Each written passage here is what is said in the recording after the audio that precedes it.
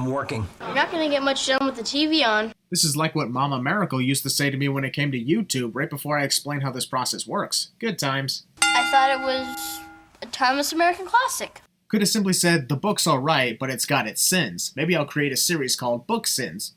Huh, the light bulb on the ceiling above me just magically turned on. Wonder what that's about. It's about a really big fly that all the other flies prey to. I can't be the only one who thinks that story sounds much more entertaining than the actual story of Lord of the Flies, right? Till you finish reading that book. Charlie hasn't kicked Alan's ass for turning off the TV. It wasn't even Jake who was watching TV in the first place. Oh, so now 2 wrongs make a right? Bet you didn't see that one coming. Charlie, you're the best character on 2.5 Men, but you're still not a sinner. I know it's been 4 years since I was last here, but I'm still the sinner. How did Alan not hear Rose climbing the deck or see her immediately when she appeared on the edge? Looks like she's been standing there for a good 10 seconds before Alan's peripheral vision finally kicked in. I would have heard from the first moment she started climbing. Come on, we'll catch an early show. All right, why not? I'll tell you why not. Because it's Rose! I'll sneak in the salmon under my sweater. Roll credits. Oshikuru. This entire song of Oshikuru is so entertaining I'm taking 2 sins off. The good old days of 2.5 Men are the freaking best. It's about a teenage boy in a futuristic society. That one moment when the subplot of this movie is the same thing as the main plot, just with different characters playing the roles. Well, if your job is ruining a great comic book, you can call it a night. The entire existence of the DC Extended Universe. Graduated from Cal State Long Beach. Alan has somehow not gotten up and run the hell out of the theater after Rose starts reciting his accomplishments. Wait, Alan has accomplishments? Have you been spying on me? I spy on Charlie. Well, at least she's honest. Still not a good thing. I'm sleeping! Sleep in school like everybody else. Charlie Harper, condoning sleeping in school since 2004. I know the characters, I know their world. It's only been a few hours, and in a few hours, Charlie read the comic books cover to cover, memorized their worlds, understood the theme, and created a new theme song. You can understand my skepticism, right?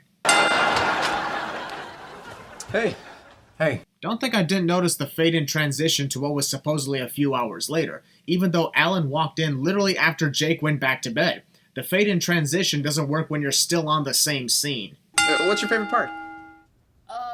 Just say I don't have a favorite part yet because I'm still reading the book and doing the report as I go along. That usually is a convincing response. When the first kid gets voted off the island? Well, spoiler alert, kids do die in that book, so you can use getting voted off the island as a way of saying my favorite part was when the first kid dies, which, now that I think about it, is a very disturbing analogy.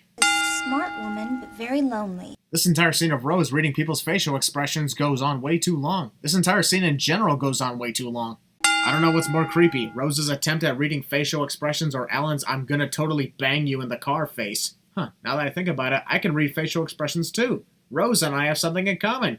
Ah, shit. Japanese sci-fi version of Moby Dick. Even I don't know why or how Moby Dick is funny. If anything, that's a great story and also a great Led Zeppelin song that got me into playing the drums in the first place. True story. Skip! 5 ferrets. And they're all named Charlie. Again, I ask, how the fuck is Alan not running for his damn life? I would have gotten the hell out of America, changed my identity, and lived a new life to get away from Rose. No offense, but I'd rather hear the actual dialogue of the song that Charlie and Jake worked on compared to this song playing over everything. You see any homework police? Jake believes in the existence of homework police. Only homework police in existence is either the parents or the teacher.